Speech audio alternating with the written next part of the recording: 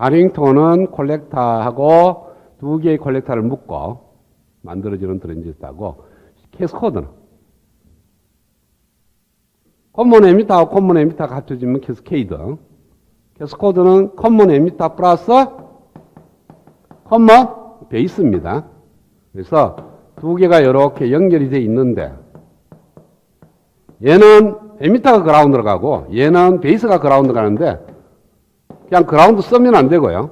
전압을 인가돼야 됩니다. 그래서 여기에 입력 전압이 들어가고 여기가 출력 전압이 나와요.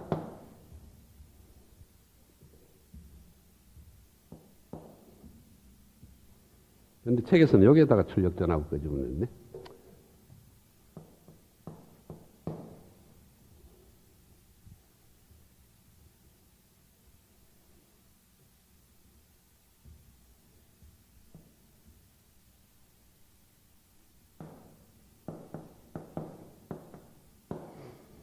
자, 캐스코드로 만들어지는 세 단자, 에미터 단자, 베이스 단자, 콜렉터 단자.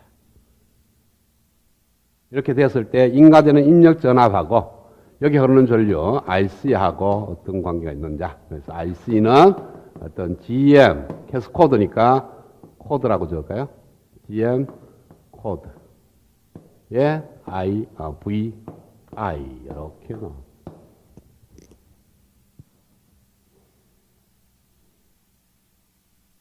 얘가 갖고 있는 GM이 있다면 Q1이 있고 여기 Q2라면 여기 갖고 있는 GM1은 여기에 걸리는 전압의 GM1만큼이 콜렉터에 흘러요. Q2는 어떤 역할을 해주냐면 에미터하고 콜렉터하고 연결되어 있는 직렬 연결이니까 콜렉터 전류나 에미터 전류는 거의 같죠. 그래서 여기 흐르는 전류나 여기 흐르는 전류가 같아요. 같아서 얘 Q1 하나 있는 거하고 똑같아. 그래서 GM 코드는 GM1하고 같습니다. 왜? Q2에 흐르는 전류 IC2하고 IE2가 같으니까 얘는 IC1이 되는 거고 얘는 바로 GM1의 VI가 되는 거고 RI는 그냥 알파이죠. 그쵸? 알파이1 여기 들다 보면 저항이니까. 자, 그 다음에 다링턴으로 만들어지는 캐스코드 회로는 위에는 BJT를 쓰고 밑에는 FET를 쓰겠다는 거예요.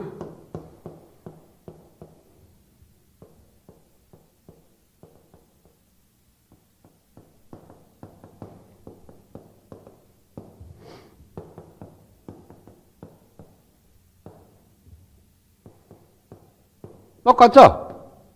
IC는 ID하고 같고, 그죠? 위에 있는 이 Q2라는 역할이 뭡니까? 에미터 콜렉터 단자 전류하고 에미터 단자 전류하고 같은 거니까. 그래서 얘하고 같고 얘는 이 VGS의 GM 배들이죠. 따라서 GM1의 VI, GM의 다링턴, 이 회로의 캐스코드, 트랜스컨덕턴스는 역시 GM1이다. 얘가 갖고 있는 트랜스컨덕턴스하고 얘가 같다. 전체적으로. 그 다음에 RI는 무한대다.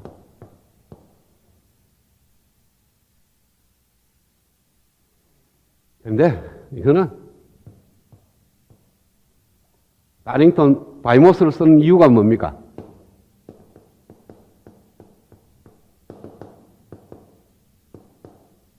우수한 선정성을 만들기 위해서 하는데 전체의 트랜스컨덕턴스가 M1의 트랜스컨덕턴스야. M1은 못 쓰기 때문에 선정성이 안 좋아. 그죠? 입력장은 첨가하니까 이 위에다가 굳이 BJT를 안 들고 모스를 달아도 특성이 안 달라진다는 거예요. 그럼 괜히 BJT 다는 거죠. 근데 이렇게도 만든다, 이렇게 만들면 바이시모스 된다는 어떤 예제로 얘기한 거지 실제 이걸 적용하기에는 별로 안 좋은 거죠. 아까 여기에 뭐, 이렇게 기수는 어떻습니까? 트랜스컨덕턴스가 얘 따라갔죠? 얘를 따라가기 때문에 선정성이 좋은 거예요. BJT니까. 정예는 아니라는 거죠. 그 다음에 이제 커런트 소스가 있는데요.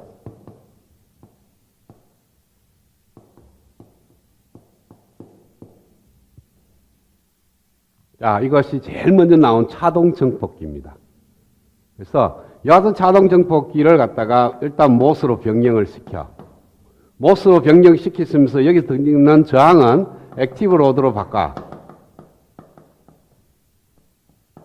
그리고 이 전류원을 실제 회로로 구현을 해. 그러면 전체적인 회로의 모양이 이렇게 구현됩니다. 여기에 전류원이 되고요. 자, 봐요. 여기에 전압하고 여기에 전압이 일정하니까 여기에 걸리는 전압이 VGS로 만들어지고요. 요 저항이 흐르는 전류에 의해서 만들어집니다. 자, 봐요. 왼쪽 루프 방식 보면은 전체 걸리는 전압은 R에 걸리는 전압 플러스 M6에 드레인이 흐르는 전류 M6의 VGS의 관계고요. 그 다음에 M6에 흐르는 전류 VD6는 KN6의 VGS6 마이너스 VTN6의 자성 이렇게 나옵니다. 자, KN6나 VTN6는 M6가 결정이 되면 상수로 결정되죠. 외부에서 인가되는 전압도 상수고 저항도 상수예요. 그러면은 요 자리에다가 대입을 해. 그러면은 VGS6에 대한 2차 방정식이 됩니다. 그걸 풀면 VGS6 값을 구해내. 그걸 여기다가 대입하면은 ID6라는 값이 결정이 된다고요. 그러면 이쪽 회로는 이 회로와 관계없이 항상 일정 전류가 흘러. 그 전류가 얘와 M5하고 M6를 들다 보면 여기에 걸리는 전압하고 여기 걸리는 전압이 같아. 그래서 요 전압이 결정이 되면 여기도 전압이 결정되니까 여기도 일정 전류가 흐르니까 여기 커런트 소스에 해당되는 얘에 해당되는 거예요. 그 다음에 모스 트랜지스터를 쓴 거고 위에 액티브 로드를 두 개 이렇게 달려있는 그런 모양입니다. 근데 지난 시간에 해보니까 얘네들이 저항을 키우기 위해서는 2단을 달았고, 그쵸? 처음에 개인을 키우기 위해서 액티브 로드의 저항을 키우려고 그러니까 얘 하나가 안 되고 2단을 달았어요. 그쵸? 그 다음에 2단을 달고 보니까 위에는 저항이 커졌는데 아래쪽에 저항이 작아졌으니까 아래쪽에 저항도 키우려고 캐스코드로 연결했어. 캐스케이드로. 그래서 얘도 2단이 됐어. 그래서 얘는 1단으로 달면 되는데 얘를 전류원을 쓰는데 얘 대신에 쟤를 쓰겠다는 거예요. 그러니까 요거 대신에 일정 전류가 이렇게 흐르면 여기에 걸리는 전압이 VG, 여기 M1, 여기 M2, M3, M4라고 둔다면 VGS1이나 여기에 걸리는 전압 VGS2가 같죠? 그러면은 여기에 흐르는 전류 I 레퍼런스에 의해서 전압이 유기가 됩니다. 그 전압이 여기에 걸려. 그러면 여기 흐르는 전류하고 여기 흐르는 전류가 같죠? 그 다음에 이 게이트에 전류가 안 흐르니까 실질적으로 여기 흐르는 전류하고 여기 흐르는 전류가 같으니까 이 브랜치를 따라 쭉 직렬로 흐르는 전류나 이 브랜치를 따라서 쭉 직렬로 흐르는 전류가 같으니까 I0는 I 레퍼런스가 되는 거예요. 그래서 이쪽에 여기에 전압과 무관하게 I0는 I 레퍼런스가 되는데 실질적으로는 그렇지가 않다는 거죠. 여기에 걸리는 전압에 의해서도 전류가 흐른다.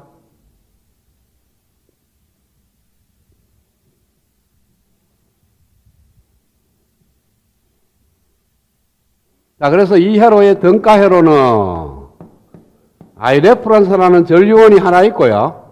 내부장 R0가 하나 달려있는 요 점이 요 점, 요게 A점, 요게 B점이라면 여기에도 A점, B점이 된다는 거예요. 그러니까 A, B점에서 들다 보면 전체 회로의 등가 회로는 이렇게 곤칠 수가 있다. 그 다음에 이제 요거 풀기 전에요. 전류원이라는 것을 한번 봅시다. 전류원이 이렇게 있으면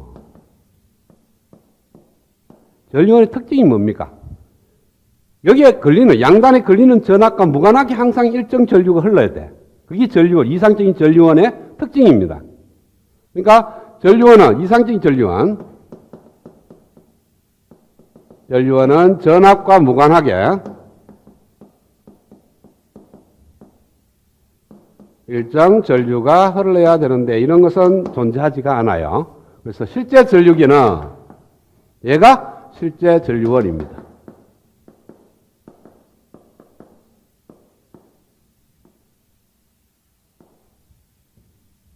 어떤 전류가 DC, 이상적인 전류원에다가 그 다음에 저항 R0가 달려 있어서 이 사이에 걸리는 전하 V에 의해서 흐르는 전류 I가 약간 변동이 일어나요.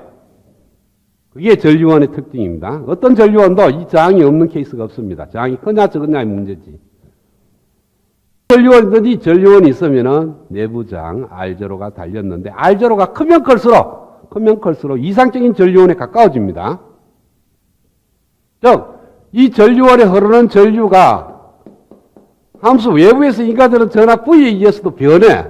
그런데 실질적으로 보면은 이렇게 변한다는 거죠. 그래서 R0가 크면 클수록 V에 무관해져. 그래서 이상적인 전류원이 되는 거예요. 그래서 전류원을 설계할 때는 내부 저항이 아주 크게 만들어지지 않는다. 그래서 이와 같이 1단으로 만들게 되면 이렇게 들다 보면 이 사이에 있는 R0가 보입니다. 그렇죠? 드레인과 소스 사이에 있는 R0. 그것이 이 전류원의 내부 저항이 되는 거예요.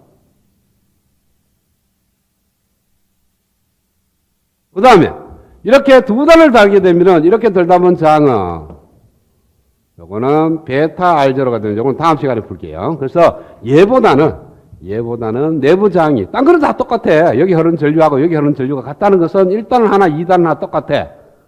어차피 밑에 있는 이 M1과 M2에 의해서만 결정이 되는 거니까 위에 달아도 의미가 없어요. 그래서 두 단을 달게 되면은 전류원의 이 IQ는 변화가 없는데 문제는 뭐냐면 여기서 들다 보면 출력단에서 들다 보면 저항이 엄청나게 증가합니다. 그러면은 3단을 달면 어떻게 되느냐? 더 키우려고. 그것도 작다 그래가지고 더 키우면 3단 되느냐? 3단은 키워봐야 똑같아져요. 아무리 단수가 올라가더라도 2단 이상은 안 돼. 그건 다음 시간에. 자, B점이 에미터고 A점이 베이스고 콜렉터니까 베이스에서 에미터 사이 알파이라는 저항이 있고 걸리는 전압이 V파이라면 콜렉터에서 에미터로 GMV파는 전류원이 하나 있고 R0라는 저항이 달려 있는데 요 전류원이 요 전압에 의해서 결정되는 거니까 요 브랜치에 흐르는 전류가 전압에 비례합니다. 어떤 흐르는 전류가 전압에 비례하면 그건 저항이에요. 그래서 저항값을 구해보니까 얘가 GM분의 1이 됩니다. 그래서 이 저항 알파이와 GM분의 1과 R0라는 저항 세 개가 병렬로 회로가 되는데 보통 R0가 굉장히 크고요. 알파이가 크고 GM분의 1이 굉장히 적습니다. 그래서 세 개의 병렬 저항에 토탈 구하면 GM분의 1 하나만 보인다는 거예요. 그래서 A점과 B점, 이와 TR이 베이스와 콜렉터하고 물리면은 A점과 B점 사이에 GM분의 1이라는 저항을 넣으면 돼. 그래서 Q2하고 Q4의 입장에서 들다 보면은 여기서 Q4가 있고 그 다음에 Q2가 있습니다. 그런데 위로는 뭐냐면 커런트 소스니까 AC 등가열을 하게 되면 오픈 서킷가 될 거고 밑으로는 GM분의 1이라는 저항이 있어요. 그 다음 여기도 GM분의 1이라는 저항. 이렇게 건쳐서 회로를 풀어도 되고 아니면 주어진 회로를 그냥 갖고 얘를 다시 다 잡으면 돼. 이어봐야 등가를 구하면은 이런 식으로 바뀔 거니까 요 회로 푸는 거나 똑같을 거예요. 그쵸? 그래서 주어진 회로의 출력장이나 이 회로에서 들다본 출력장이나 같은 거니까 Q2와 Q4에 대한 등가를 그리겠습니다. 그래서 그라운드 단자를 그리면 이것이 에미터 2에 해당되는 거고요. 출력 단자가 콜렉터 4에 해당되는 거고 그 다음에 중간 단자가 요점이 에미터 4가 있고 콜렉터 2가 있고 요점이 베이스 4 그 다음에 요점이 베이스 2라고 두겠습니다. 그러면은 베이스 4에서 베이스 2까지 GM분의 1이라는 저항이 있고 여기도 GM분의 1이라는 저항이 지금 달려있는 그러한 케이스고요. 베이스 2가 여기 있고 에미터 2가 여기 있으니까 여기가 알파이 2가 있겠죠. 그렇죠? 그리고 플러스 마이너스 V파이 2라면 콜렉터 2에서 에미터 2로 GM2 V파이 2가 있고 R0 2라는 것이 있습니다. 그 다음에 베이스 4가 여기 있고 에미터 4가 여기 있으니까 여기에 알파이 4가 여기 있을 거고 플러스 마이너스 V 파이 4라면 콜렉터 4에서 에미터 4로 GM4 V파이 4 그 다음에 R0 4 그래서 이렇게 들다 본 것이 R0가 된다. 이 점이 A점, 이 점이 B점. 분을 하면은 일단 GM분의 1하고 알파의 2에 병렬해 놓은데 GM분의 1이 작기 때문에 얘가 무시가 돼. 그 다음에 여기 있는 알파의 4가 있고 여기가 GM분의 1이 있고 GM분의 1이 세 개가 직렬 연결이 됩니다. 직렬 연결 때는 작은 걸 무시하죠. 그래서 얘만 살아있고 얘하고는 제로로 바뀝니다. 야, 이것이 제로로 바뀐다는 것은 여기에 전압을 인가해서 여기 흐르는 전류 I를 구해서 출력장 R조를 구할 건데 여기다 전압을 가하게 되면은 뭐 적당하게 연결될 거고 여기에 걸린 전압하고 여기에 걸린 전압하고 여기에 걸린 전압이 디바이드 됩니다. 전류 분배 법칙에 의해서 직렬 연결이니까. 그러면은 여기에 걸리는 전압이 이 두 개 걸리는 전압보다 훨씬 더 커. 그래서 세 개 더해봐야 얘가 되는 거니까 얘는 전압이 안 걸린다고 볼 수가 있는 거예요. 그래서 얘가 숏서키트가 되면 V82 자체가 제로로 갑니다. 그러니까 알파의 4가 GM분의 1보다 훨씬 더 크기 때문에 V82가 제로로 간다는 거죠. V82를 제로로 보내게 되면 이 전류원에 흐르는 전류가 제로 되니까 무시가 되어버려. 무시가 되면 이제는 R02하고 얘 두 개 이름이 무시됐고요. 알파의 4하고가 병렬회로가 됩니다. 알파의 4하고 R02가 병렬회로인데 얘가 훨씬 크니까 얘도 무시가 돼. 그러면은 A점과 B점에서 보면 전류원 하나 있고 저항 하나 있고 가서 이 저항 있고 그냥 끝나는 거예요. 그러면 여기 전압 V를 인가했을 때 I가 흐른다고 봤을 때 이 I와 V의 관계식이니까 I가 이렇게 흘러서 GM4, V54만큼 빠져나갔으니까 일로 흐르는 전류는 I-GM4, V54가 됩니다. 그만한 전류가 R04를 떠서 여기는 다시 I가 흐르죠. 이거 무시가 됐으니까 이 I는 일로 다 갈 거예요. 그렇죠? 그래서 I가 흘러서 알파의 4에 I라는 전류가 흘러서 V84가 만들어집니다. 그러면은 토탈 걸리는 전압 V는 여기 걸리는 전압 플러스 여기 걸리는 전압 두 개의 합과 같을 거예요. 나머지 다 무시가 됐으니까. 그래서 V는 여기 걸리는 전압은 전류가 이렇게 흐르니까 R04에 I-GM4의 V54 플러스 마이너스 V54가 됩니다. 예. 여기가 플러스고 여기가 마이너스니까. 그리고 V54는 마이너스 알파의 4 곱하기 I가 돼요. I가 흘러서 여기에 유기되는 전압이 V84고 극성이 반대니까 앞에 마이너스 붙이는 거고. 그래서 요 V84 대신에 얘를요. 따라서 V는 R04 곱하기 I.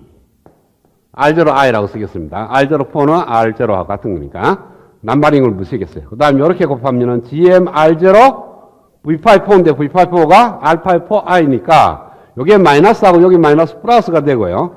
GM-R0의 R0 곱하기 알파이 플러스 GM-알파이 곱하기 R0I 그 다음에 얘는 플러스가 될 거고 알파의 4I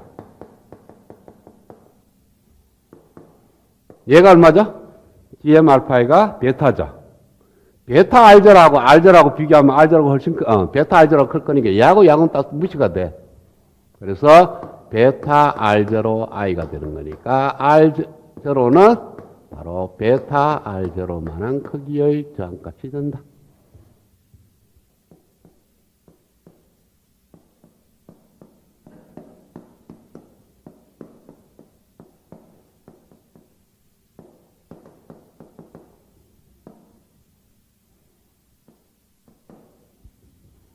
자, 2단일 때는 그렇고, 지난 시간에 했던 1단인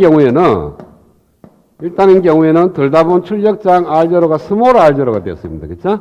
스몰 R0인데, 단을 하나 더 올리니까 출력장이 그거보다 베타비가 늘어났어.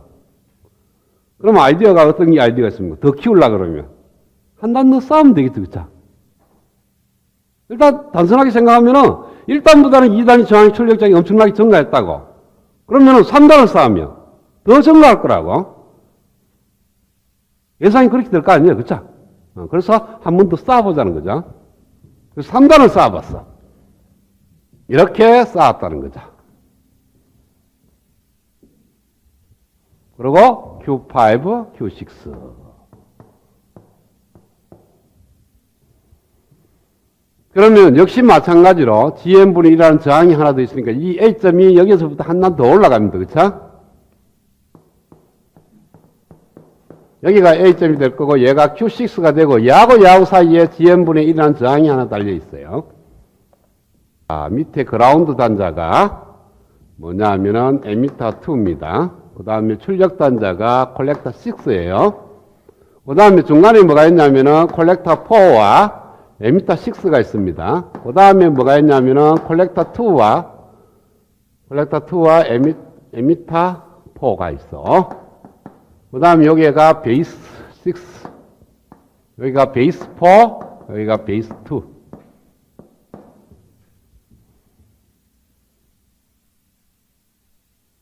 그러니까 여기보다 한 단을 더 쌓았으니까 한 점이 더 나오는 거죠.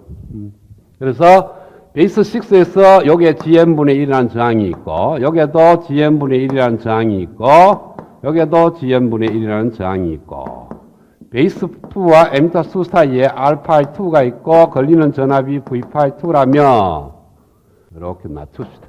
여기가 콜렉터 2, 에미터 4가 있다 보면은 여기에 콜렉터 2에서 에미터 2로 GMV2, R02. 그 다음 베이스 4, 에미터 4, R by 플러스 마이너스 V54. 콜렉터 4에서 에미터 4로 GMV54, R0. 그 다음에 베이스 6, 에미터 6, R5 플러스 마이너스 V56. 콜렉터에서 에미터 6로 GMV56, R0. 이런 식으로 만들어지는 겁니다. GM분의 1하고 여기 있는 알파하고 병렬해 놓으니까 무시가 돼. 그 다음에 얘하고 더했을 때 먼저 봅시다. 얘 알파하고 여기 있는 GM분하고 직렬 연결이죠. 그렇죠? 직렬 연결이니까 얘도 무시가 돼. 이렇게 쇼트서킷가 돼. 그 다음에 이렇게 봐도 알파이라는 저항을 거쳐와야 되고요. 이렇게 와도 알파이라는 저항을 거쳐서 GM분의 1, GM분의 1이 만들어집니다. 그러니까 이렇게 돌다 본 것이 알파이보다 저항이 커요. 얘다가 뭐 직렬로 뭔가가 연결되어 있으니까. 이렇게 돌다 봐도 얘를 다음에 뭔가가 연결됐으니까 알파이보다 저항이 커. 얘하고 병렬, 딴 게 없다 하더라도 얘 두 개가 병렬 연결이라 하더라도 2분의 알파이가 될 거예요. 그쵸? 그거보다는 커요. 뭐가 달려 있으니까 직렬로. 그래서 이렇게 들다 보면 위로 들다 보는 것이 2분의 알파보다 크니까 밑으로 들다 보면 GM분의 1하고 GM분의 1은 무시가 된다는 거죠. 그래서 얘도 쇼서키트, 얘도 쇼서키트가 되는 겁니다. GM분의 1이 워낙 적으니까.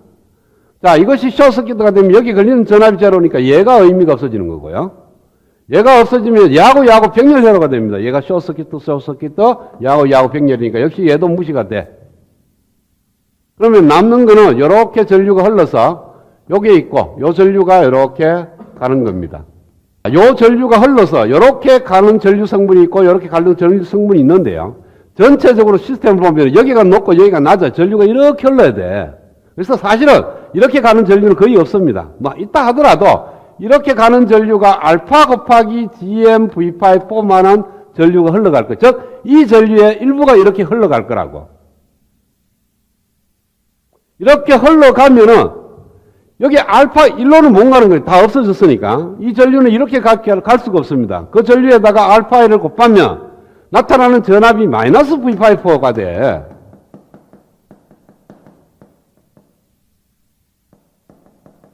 이 식을 만족하기 위해서는 V54가 제로가 될 수밖에 없습니다. 얘는 네거티브고 얘는 포지티브 때문에 네거티브하고 포지티브하고 크기가 같으려고 하면 제로밖에 없죠. 그래서 V54가 제로야. 제로니까 얘가 무시가 돼. 그러면은 얘하고 직렬 연결이니까 얘가 또 무시가 되죠. 그쵸? 얘가 무시가 되니까 이번엔 알파하고 R0하고 병렬이야. 또 이것도 무시돼. 남는 거는 얘하고니까 이 회로하고 똑같아요.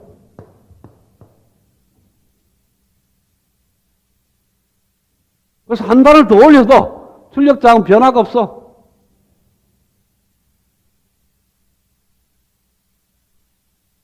그래서 2단까지는 성립이 되는데 3단부터는 넣으면 3단, 4단, 5단 아무리 올라도 2단하고 출력장이 똑같아져. 요 전류가 흘러서 이렇게 가는 전류 성분이 있고 이렇게 가는 전류 성분이 있는데요. 전체적으로 시스템을 보면 여기가 높고 여기가 낮아. 전류가 이렇게 흘러야 돼.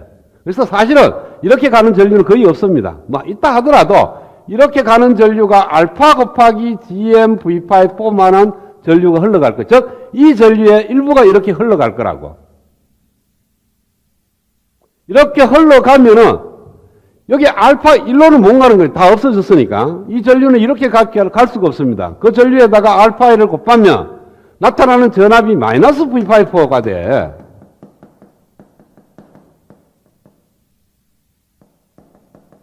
이 식을 만족하기 위해서는 V54가 제로가 될 수밖에 없습니다. 얘는 네거티브고 얘는 포지티브 때문에 네거티브하고 포지티브하고 크기가 같으려고 하면 제로밖에 없죠. 그래서 V54가 제로야. 제로니까 얘가 무시가 돼. 그러면은 얘하고 직렬 연결이니까 얘가 또 무시가 되죠. 그쵸? 얘가 무시가 되니까 어머니는 알파하고 알제로하고 병렬이야. 또 이것도 무시돼. 남는 거는 얘하고니까 이 회로하고 똑같아요.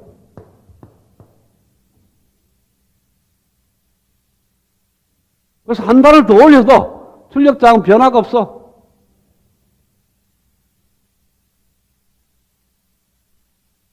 그래서 2단까지는 성립이 되는데 3단부터는 넣으면 3단, 4단, 5단 아무리 올라도 2단하고 출력장이 똑같아져.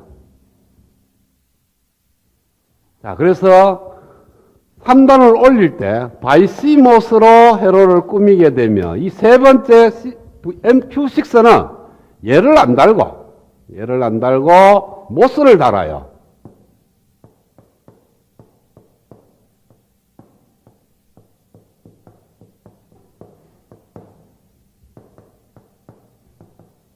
이렇게 달면은 출력장이 어떻게 되느냐는 겁니다. 아까는 BJT로 그냥 3단을 달았고 지금은 모스로 바뀐다.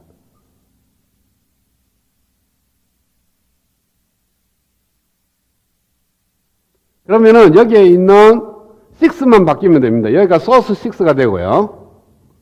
그 다음에 드레인 6가 되고 베이스 6가 게이트 6가 돼요. 그러면은 얘가 없어집니다. 게이트와 소스 사이에 걸리는 전압이 오픈되면서 플러스 마이너스 VGS6가 되고 나머지는 다 똑같아요. 그죠? 자, 그렇게 되면 왜 돼요? 아까는 요 R0가 무시된 것이 얘가 알파이기 때문에 무시했어. 근데 지금 오픈이야, 오픈. 오픈이니까 얘를 무시를 못해. 나머지는 똑같아요. 밑에서 얘가 숏서킷가 되고 없어지고 숏서킷도 되고 숏서킷도 되는 건 이해가 돼. 그래서 여기에 걸리는 전압이 제로니까 이 전류원이 없어지고 얘하고 병렬이니까 얘 없어지고 그 다음에 얘하고 살아있으니까 얘하고 직렬이니까 얘도 무시가 돼. 그러면은 아까는 여기 알파 있을 때 얘하고 병렬해 놓으니까 얘가 무시가 되는데 이제는 얘가 오픈이니까 이 R0가 살아있습니다. 그러면은 회로에서 어떻게 돼요? 아까처럼 그대로 되는데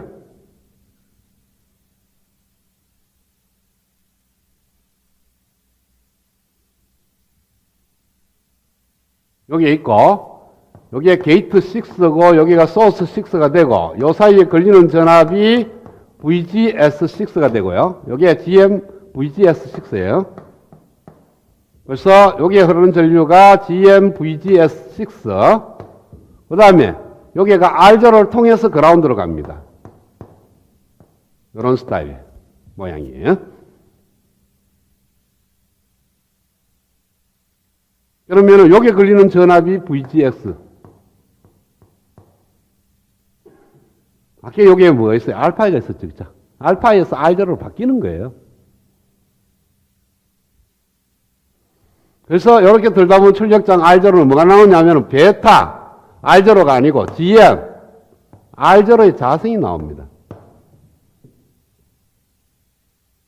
요거 대신에 아까는 알파였거든. 가만봐. 여기 아까는 요 자리에 알파가 들었고 지금은 R0니까 아까는 베타 R0였으니까 GM 알파이 R0였어요. 요 알파이 대신에 R0를 고치요. 그러면 GM R0의 제곱이 됩니다. 그죠? 알파이보다는 R0가 크기 때문에 얘보다는 얘가 훨씬 더 커요.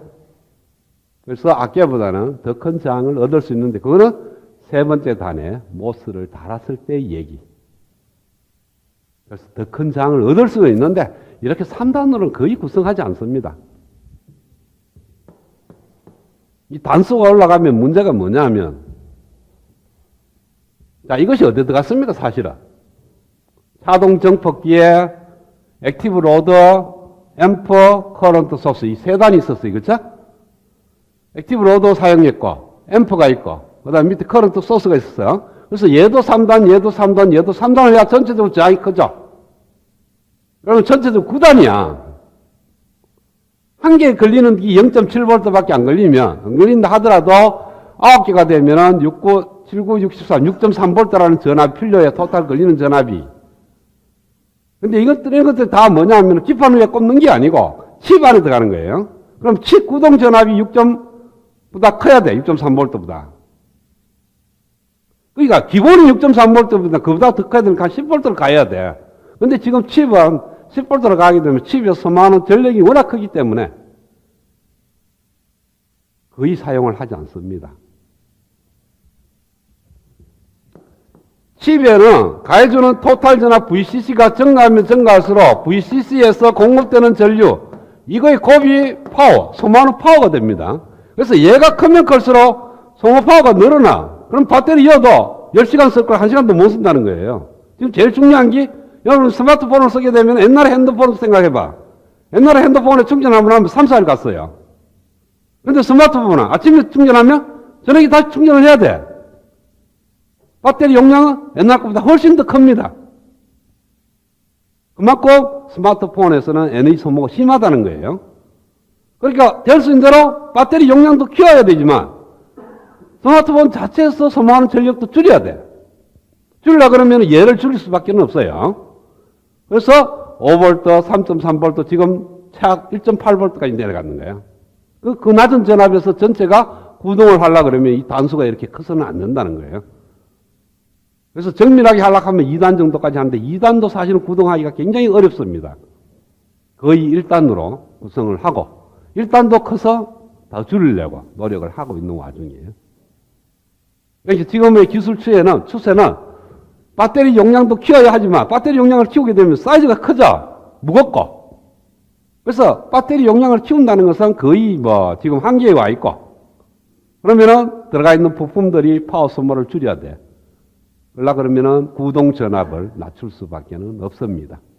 그래서 지금은 칩 쪽에서는 자꾸 이제 구동 전압을 낮추는 쪽으로 연구가 진행이 되는 거고요.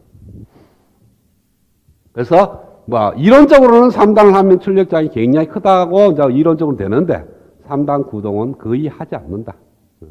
만약에 어떤 새로운 소자가 나와서 구동 전압이 0.1V에서 구동하는 소자가 나왔다. 그러면은 3단을 해도 무방해. 그래서 0.3V밖에 안 되니까. 지금으로는 곤란하다는 거죠. 왜?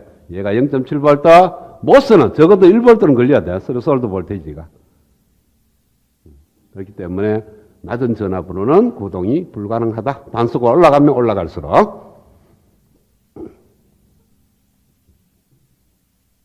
그냥 아이디어로서 가능하다는 거예요.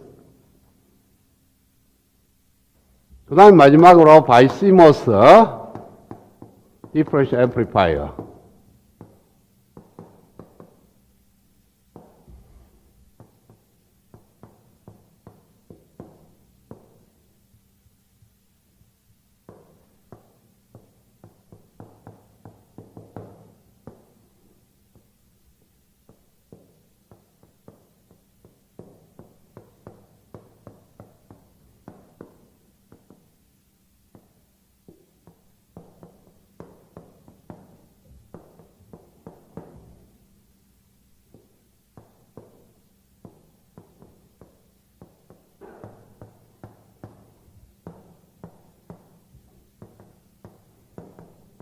이런 식으로 만들면 지난 시간에는 여기도 BJT 여기도 BJT가 들어갔는데 바이시모스니까 얘는 모스로 바꾸겠다는 거예요. 입력단을.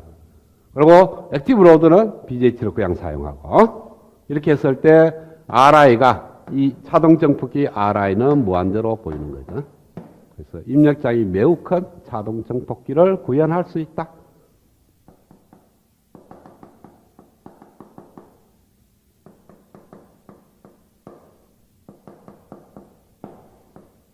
입력 신호가 AC 신호면요. 그러니까 어차피 다 AC입니다. DC는 큰 의미가 없어요. AC가 들어오게 되면 모스의 입력장을 무한대로 둘 수가 없습니다. 왜? 모스의 게이트에서 소스로 CGS라는 저항이, 캐피시턴스가 있어요. 이거에 의해서 임피던스 G, 게이트에서 들다 보면 임피던스가 무한대가 되는 것이 아니고 J 오메가 CGS분의 1만한 크기의 임피던스를 갖습니다. 갖기 때문에 모스가 해서 입력 임피던스가 무한대다라는 이론은 DC에 대해서만 성립하는 것이 AC에 대해서 성립하기 때문에 별로 큰 이득은 없어요. 그런데 모스를 쓰는 이유는 입력 임피던스보다는 오히려 직접도가 좋다. 즉 제조가 용이하다. 그리고 단위 면적당 들어가는 게이트 수가 모스의 수가 많다. 그래서 모스를 많이 쓰는 거죠. BDH보다는. 이거는 보통 고려를 안 하는데 실질적으로 AC 신호에 대해서도 고려를 해야 됩니다. 그래서 입력 임피던스는 게이트에서 들다 보면 입력 임피던스는 제로가 아니에요. 무한대가 아니에요. 입력 게이트에서 들다 보면 저항값은 무한대가 맞아. 저항은 오픈돼 있으니까. 그러나 게이트하고 소스 사이에 CGS라는 캐피시턴스가 있습니다. 이것이 갖고 있는 임피던스 때문에 입력에서 들다 보면 토탈 임피던스는 입력 임피던스는 무한대가 아니라는 거예요. 그래서 입력 전류가 흐릅니다. 게이트에도 DC가 아니고 AC 성분으로. 자, 얘가 한 10피코페럿이라고 생각을 해봐요. 그리고 일반적으로 GC가 적어도 인정 정도 되려고 그러면 수킬로옴 정도 돼야 되고, 저항값이 뭐 수메가옴이 된다 그러면 무한대로 볼 수 있는 거예요. 그렇죠? 수백 킬로만 해도 무한대로 보는 겁니다. 그래서 수킬로 내지 수십 킬로가 되면은 뭐 어느 정도 되는 거니까 CGS가 10피코페럿이고 수킬로옴이 되려고 그러면 오메가 값이 어느 정도 되느냐라는 겁니다. 그러니까 오메가 CGS 분의 1이 GC니까 GC의 크기니까 얘가 수킬로옴이 돼야 돼. 그러면 오메가 CGS가니까 오메가 분의 1이라는 것이 수킬로옴에다가 곱하기 10피코페럿입니다. 얘는 10의 4성 정도 되고 얘는 10의 마이너스 12성 돼. 그러면은 얘하고 얘하고 10의 5성이니까 전체적으로 한 10의 7성 마이너스 7성이 될 겁니다. 그러면 1로 넘어가 오메가 분이 10의 7성이니까 오메가는 거의 10의 7성 1MHz 정도, 10MHz 정도의 주파수로 가야 그래도 입력의 임피던스가 고려 대상이 되는 겁니다. 그러면은 오메가가 킬로헬츠다. 킬로헬츠 정도 신호에 대해서는 충분히 오픈이라고 봐도 무방해요. 그러니까 무조건 AC라고 해서 게이트에서 들다 보면 임피던스가 무한대로 멈둔다가 아니고 적어도 메가헤르츠 정도의 주파수 성분이 있으면 그거는 게이트에서 들다 보면 임피던스가 고려를 해야 되는 거고 우리가 사용하는 수킬로헬츠의 신호 같으면 그냥 무시해도 된다는 거죠.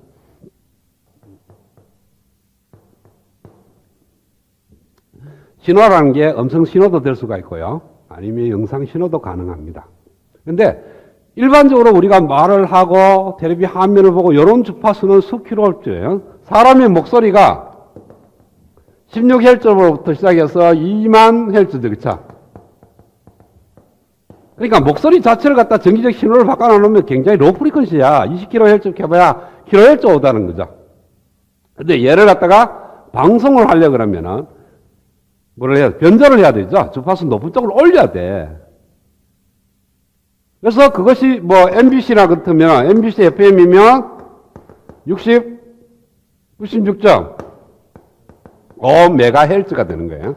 그때는 굉장히 높은 주파수가 되고 여러분들이 쓰고 있는 스마트폰의 안테나에 잡히는 신호는 기가헬츠예요. 그러니까 안테나에 잡히는 신호, 라디오에서 잡히든 여러분 스마트폰에서 잡히는 그 신호의 주파수는 매우 높으니까 안테나에서 잡히는 신호를 갖고 바로 처음에 정폭을 합니다. 왜? 안테나에 잡히는 신호는 워낙 적으니까 이거 갖고 처리를 못해. 그래서 일단은 딱 들어오자마자 신호를 딱 키웁니다. 그러면 이 정폭기에 들어가는 모스라든지 이런 것들은 하이 프리퀀시에서 동작을 하게 돼 있어. 그러면은 게이트를 갖다가 무한대로 둘 수가 없다는 그런 뜻이에요, 내 말은. 그러나 얘를 정폭시키고 나오는 시로를 쭉 해갖고 디모듈레이션까지 끝납니다. 그러니까 주파수를 떨자. 우리의 현실 이 목소리로. 떨주고 나면 그때부터는 모스가 게이트에서 입력을 임피던스는 무한대로 볼 수도 있다는 거예요. 그러니까 같은 기계 안에도 정폭기가 여러 개가 있을 건데 처음에 왼쪽에 안테나에 가까운 정폭기는 오픈으로 못 보는 거고 이 스피커나 모니터 쪽에 가까운 정폭기는 볼 수가 있다는 거고. 그러니까 사용되는 주파수, 신호의 주파수가 크냐 적느냐에 따라서 모스라도 게이트에서 들다 본 임피던스를 오픈으로 볼 수도 있고 아니면 어느 정도의 값으로 표현을 할 수도 있는 거고요.